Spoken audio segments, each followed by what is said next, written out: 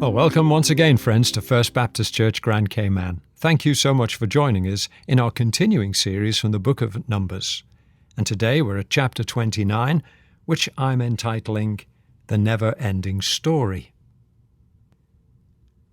One of the things that we began to discover at my seminary at Moorlands College back in the UK some 20 or more years ago was the rising number of students who suffered from a word that I'd hardly heard over the years before, the word dyslexia.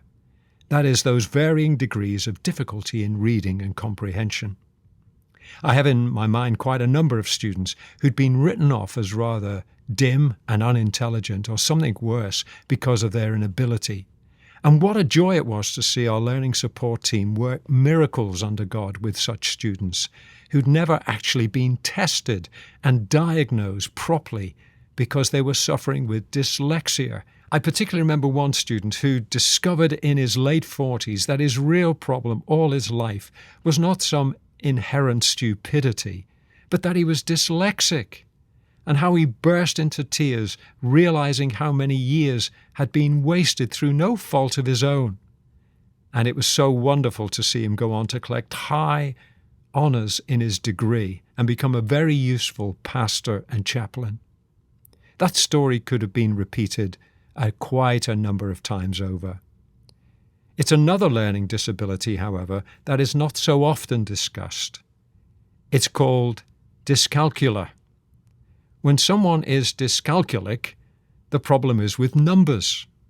However good or bad we may be with numbers, there are statistics here in chapters 28 and 29 about the number of sacrifices that were offered in a year by those ancient priests of Israel. I wonder if you've ever tried to count them up.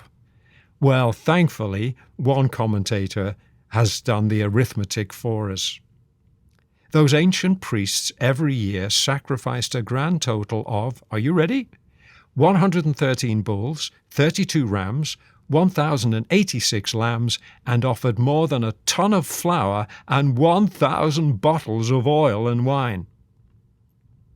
Here in Numbers 29, we are confronted with one of the busiest months in Israel's busy calendar.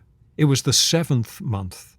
The opening verses introduce us to the Feast of Trumpets. In later Jewish tradition, this period of penitence also became associated with their New Year festival, Rosh Hashanah. The latter part of the month celebrated the great Feast of Tabernacles, a period of rejoicing and thanksgiving when all the harvest had been collected in. In between, and as recorded here, we have the Day of Atonement, a made-up word meaning at one meant. It's known amongst our Jewish friends as Yom Kippur, the Day of Covering. It's the only obligatory fast that's laid upon the nation of Israel in their yearly calendar. So just note the pattern, a period of preparation and penitence in the early part of the chapter, then the great Day of Atonement when there was a powerful call to confession of sin and receiving forgiveness. And this in turn was followed by great rejoicing at the Feast of Tabernacles, when all the harvest should by then have been safely gathered in.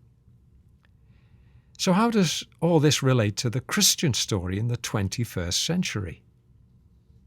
Some 4 years ago, I was on my way up to my native Liverpool and taking a detour to take a friend of mine, just a few days short of his 92nd birthday, out for lunch. His name was Alec Mortier. Alas, for me, that very morning I was due to see him at lunchtime. He passed away into the Lord's immediate presence. He was an outstanding Old Testament scholar and preacher, and universally loved by so many people around the world. Indeed, he was the first Keswick speaker here in these islands back in 1974. Amongst the various wonderful tributes paid to him, one is recalled by Tim Keller that is particularly helpful. Not long after his becoming a Christian, Tim says that, like many others, young in faith, he was trying to work out how the Old Testament fitted in with the New, and this is what he says he heard Alec say at a student meeting. Quote, "We were in a foreign land, in bondage, under the sentence of death. But our mediator, the one who stands between us and God, Moses, came to us with the promise of deliverance. We trusted in the promises of God, took shelter under the blood of the Lamb, and he led us out. And now we're on our way to the promised land. We're not there yet, of course, but we have the law to guide us, and through blood sacrifice, we also have his presence in our midst. So he will stay with us until we get to our true country, our everlasting home. And then Dr. Mottier concluded, now think about it. A Christian today could say the same thing, almost word for word. As a Christian, I'm called to confess my sins and to thank him for the ultimate Yom Kippur, the Day of Atonement, the cross. And I'm headed to the Promised Land where the ultimate fulfillment of the Feast of Tabernacles and all those other feasts and sacrifices will be fully realized when the harvest of the world is finally reaped, and we shall, by grace, enjoy our everlasting home. I'm looking forward to being there with you.